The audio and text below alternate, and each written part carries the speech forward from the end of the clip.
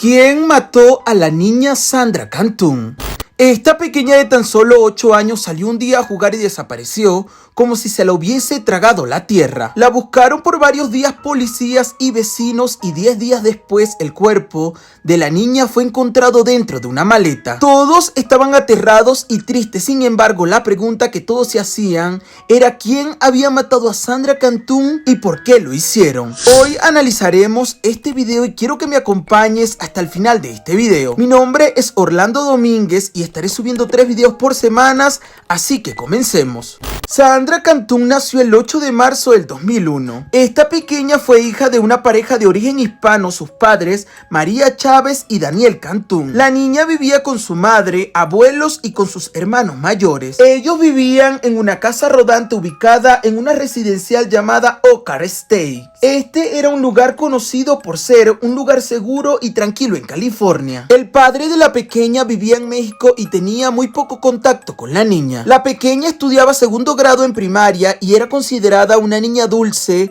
inocente y amigable. A ella le gustaba mucho visitar a sus amigos del vecindario y era pero muy fan de Hannah Montana. El viernes 27 de marzo del 2009, después de la escuela, la niña de 8 años estuvo en la casa de un amigo y luego regresó a su hogar cerca de las 4 de la tarde para reportarse con su mamá. Luego volvió a salir diciendo que iba a la casa de otra amiga. Los niños del vecindario acostumbraban a jugar en las casas de cada uno de ellos. Sin embargo, comenzó a pasar el tiempo y Sandra no regresaba a su casa. Esto era algo muy extraño para su madre, ya que ella siempre llegaba temprano. Habiendo caído la noche, ya todos estaban muy angustiados porque Sandra no llegaba. Además, descubrieron que la niña que Sandra iba a visitar esa tarde no estuvo en su casa. Y fue así que la familia, muy asustada, llamó al 911 para reportarla como desaparecida. Los agentes comenzaron a buscarla por todos lados y encontraron imágenes grabadas por una cámara de vigilancia cerca de su casa. En ella se puede ver a Sandra cruzando la calle frente a su casa y esta fue la última imagen que tenían de ella. Luego de varios días de búsqueda, el FBI entró en acción como apoyo y comenzaron a buscarla con perros policías, equipos capacitados, vehículos todoterrenos y helicópteros que buscaban a Sandra. Habían más de 200 personas buscándola, pero ella no aparecía. Luego se ofreció una recompensa de $22,000 por información sobre el caso. Revisaron todas las casas cercanas y no había rastro de Sandra. 10 días después, el 6 de abril del 2009, unos trabajadores agrícolas en un embalse se encontraron una maleta y dentro de ella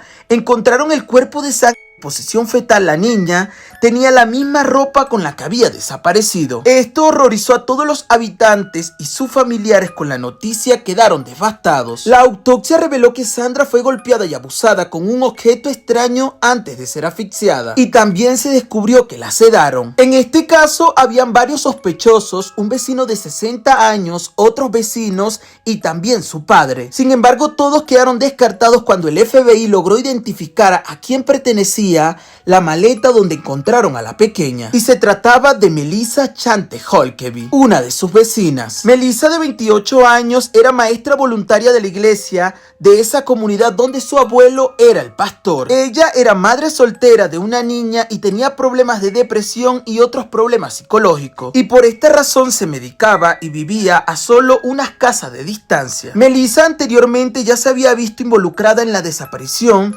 de una niña de 7 años. Cuando esta pequeña desapareció, todos comenzaron a buscarla, la reportaron como desaparecida y luego Melissa la llevó a su casa. Y de acuerdo con la familia, esta pequeña llegó drogada y llorando. Sus padres la llevaron al hospital y allí le dijeron que tenía un medicamento donde la sedaron, y los exámenes no revelaron otro tipo de abuso. Al interrogar a Melissa, ella se hizo la víctima y como la madre de la niña no era ejemplar, no hubo cargos contra Melissa. El día que Sandra desapareció, mientras la policía estaba buscándola, Melissa le envió un mensaje de texto a María, la madre de la niña, diciendo que le habían robado una maleta negra de su casa alrededor de las 4 de la tarde, dándole a entender que seguro esto tenía que ver con la desaparición de la niña. Al día siguiente, Melissa, muy agitada y llorando, se acercó a los investigadores para decirle que había encontrado una nota en el suelo. El papel decía Cantún encerrada en una maleta.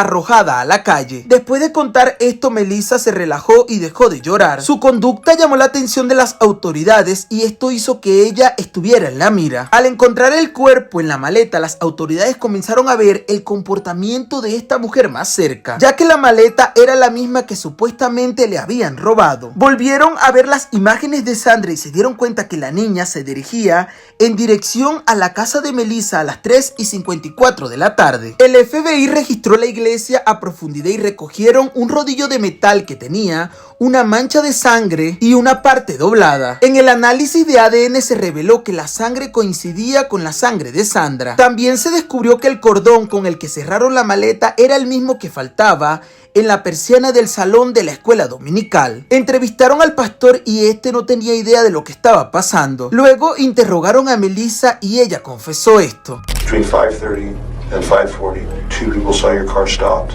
on Whitehall Road. They saw you come from out of the bushes on Whitehall Road, and someone asked you what? When I was okay, and I said I was going to the bathroom. What were you doing, Melissa?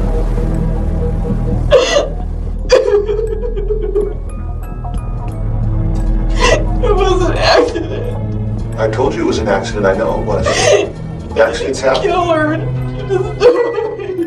Finalmente confesó que causó la muerte de Sandra, pero se inventó una historia tonta y que todo había sido un accidente. La historia no tenía ninguna credibilidad y ella fue detenida. Y días después Melissa fue acusada de asesinato y violación y todos se preguntaban por qué ella había hecho esto. Melissa se fue a juicio y se le ve llorando y nadie creía que una vecina con una hija fuera a hacer tal cosa. Melissa se declaró culpable y luego contó cómo ella había asesinado a la niña. Ella cuenta que al encontrarse con Sandra la sedó, la llevó a la iglesia y la agredió sexualmente con un objeto extraño, el rodillo que habían encontrado en ese lugar. For violation of Penal Code Section 187, murder in the first degree of Sandra Cantu, as Ms. Huckabee pled guilty to count 1 of the indictment, you are hereby sentenced to imprisonment in the state prison for a term of 25 years to life.